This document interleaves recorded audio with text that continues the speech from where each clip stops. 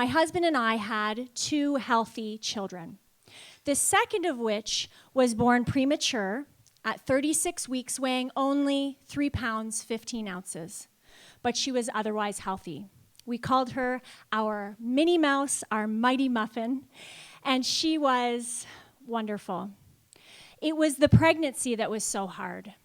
We were transferred care really early on, and it was a very scary time having to go back and forth to McMaster for many tests, being hooked up to so many machines, and she wasn't growing. And I was very afraid. So we were really grateful that she was only in the NICU for 2 weeks, and only because of her size. It was really, really tremendous. Now, as you can imagine, when we brought her home, we've got 2 kids under 17 months. I'm sure those of you in the room who have children can relate. It was a bit of chaos, crazy time, lots of learning. There was no thought of any more children at that time, but my husband knew that I wanted to have a bigger family. Now, part of me started to think about this thought of having more kids about a year or so after, once we were out of the complete chaos. But I had 2 very strong emotions happening for me. One was fear. And it was fear of having a baby with more complications, having another child be in the NICU and having to spend more time in that space. And what about the other kids, right? That's a big deal. And the other side of me was this grief. Tremendous grief, because I had dreamed of having a bigger family my whole life. And I so desperately wanted to have more kids. I wanted to have more kids, but I was so afraid. On this hand, I was afraid of not having that bigger family. I was not done, but the fear was very challenging. So at this point in time, I just happened to watch an episode of one of my favorite shows, Grey's Anatomy. Anyone else a Grey's Anatomy? Okay. Now, this episode, bad timing, okay? A baby born early, really small, no heart. And this is what fueled my fear. We are so impacted by the shows we watch on TV, by the stories we hear from other people, by the stories we tell ourselves. We are so impacted by these stories. And my new belief, my story changed, and my new belief was that I didn't want to have another baby in the NICU. I didn't want to have a baby with serious complications and no heart. How often do our beliefs shift because of these things? And so I was in so much fear that I had myself convinced that I was done. The fear had me. And so I spoke to my husband and I said, you know what? I'm done. We need to go schedule your procedure. And for those men in the room, is there ever a time, even if you're really done having kids, do you ever really want to have that done? No. I digress. So anyways, we scheduled the appointment. And I actually enrolled to go to this amazing event, Hay House event. Anyone been at a Hay House event? It is phenomenally motivating, okay? And I was going with a friend of mine because one of my favorite authors, Wayne Dyer, the late Wayne Dyer, was going to be speaking there. And I was so excited. I knew that I would be inspired and uplifted by Wayne, but I was blown away.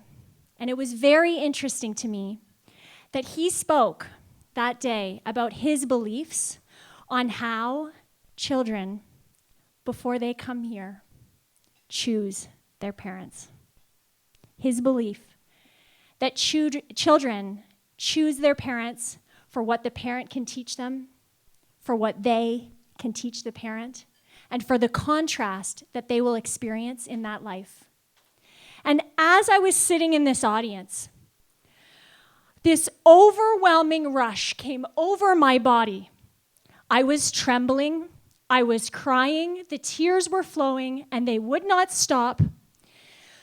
I had this overwhelming sense that another child was to come to us, that a child was choosing us.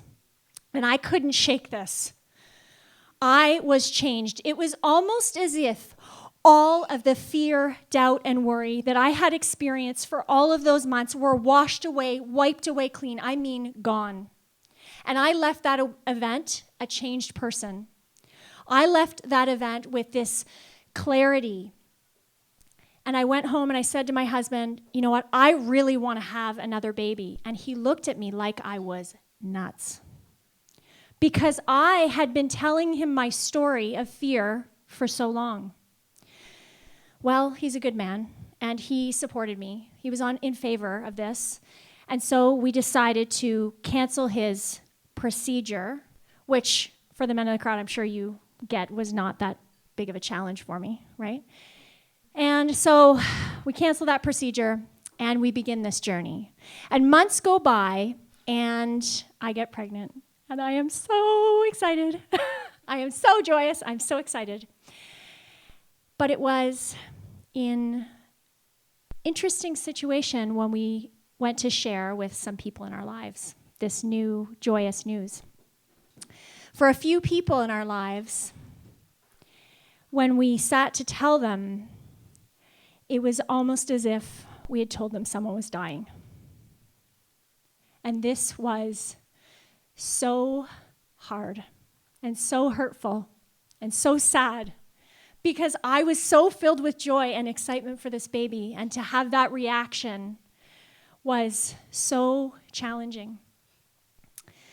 And we started to wonder if this baby would be even welcomed into our life the way that the others had been. The relationships were strained. It was a very challenging time. So months go by, and I am doing everything I can to grow a bigger, healthy baby. Everything. I am eating way more. I am taking the best prenatals. I am working out the right amount, because I may have worked out a bit too much with the first two. But I am doing everything I can to grow a healthy, bigger baby. Time goes by, baby's growing, things are going well. But still a lot of stress around the sadness that these people had shown us. And I was blessed with a dream from a deceased family member who shared with me, don't worry, they will love this baby. And this gave me a lot of peace in a time that was very, very hard. It should have been joyous, really all around joyous, but it was very hard. So I'm very grateful and thankful to share that we had a healthy baby. Our third baby was welcomed. Her name's Zoe, and that means life.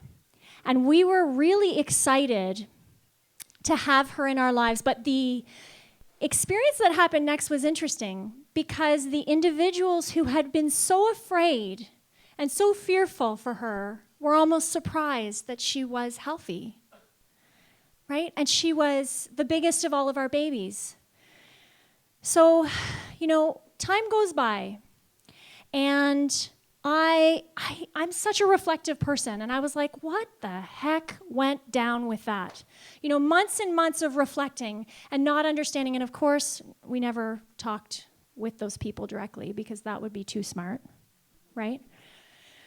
Time goes by, and I'm reflecting, and I'm walking through the park one day, and it's almost like I get hit over the head with this epiphany that the entire thing was my fault. My fear. My fear created all of that pain.